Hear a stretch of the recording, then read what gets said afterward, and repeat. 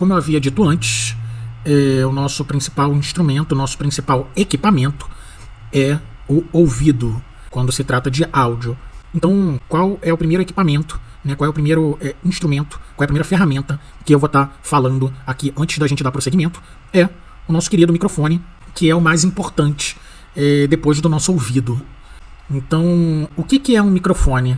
É um equipamento, um instrumento, uma ferramenta que possui a capacidade de transformar som em energia elétrica. Então, o que o microfone faz? Ele transforma som, aquelas ondas que a gente viu na aula anterior, no bloco anterior. Ele transforma essa propagação de sons em sinais elétricos. Pode ser enviado via cabo ou sinais sem fio, pelo ar. Então, a gente tem tipos de microfones, que a gente vai ter basicamente os dinâmicos, os condensadores de fita, valvulados e por aí vai. Eu, no curso, sempre que eu me referir aos microfones, eu vou estar me referindo basicamente aos dinâmicos e condensadores, que são os que a gente tem mais contato no dia a dia, seja de estúdio, seja de ao vivo. Então eu vou estar falando mais dos dinâmicos e dos condensadores. Qual é a diferença entre os microfones dinâmicos e os microfones condensadores? Basicamente, a composição, a construção dos microfones são diferentes. No que isso resulta?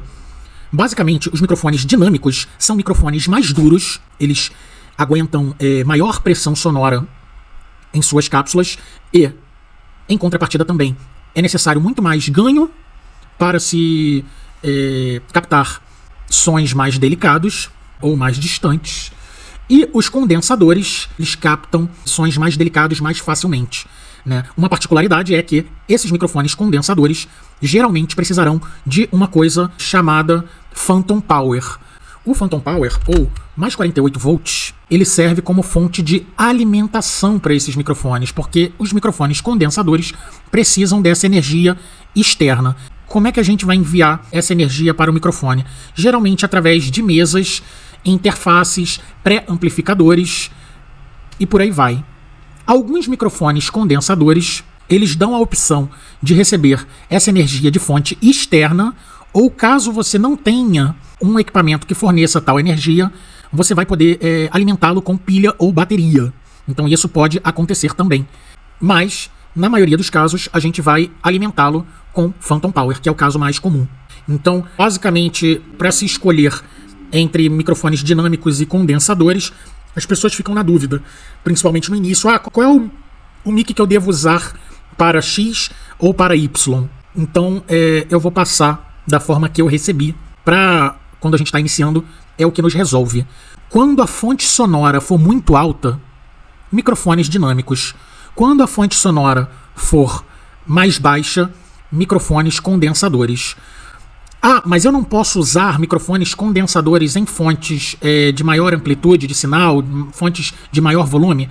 Pode, porém, geralmente, esses microfones que possuem a capacidade de estar também captando fontes sonoras de alto impacto com qualidade, eles vão ter uma chave na qual a gente chama de pad, que aí ele vai ter menos 10, menos 20. E o que esse menos 10 ou menos 20 ou menos quantos decibéis sejam, ele realiza? O que ele faz? Ele muda na cápsula, ele atenua na cápsula essa quantidade de decibéis, porque senão o som ele distorce, o som ele satura, o som ele degrada na própria cápsula do microfone. Os microfones, eles possuem cápsulas para captar os sons. Quando você tem um microfone condensador que ele não possui chave de atenuação, você pode ter saturação, distorção ou degradação, né, do som na própria cápsula. E depois que esse som foi transformado em sinal elétrico e gravado, não tem mais o que ser feito.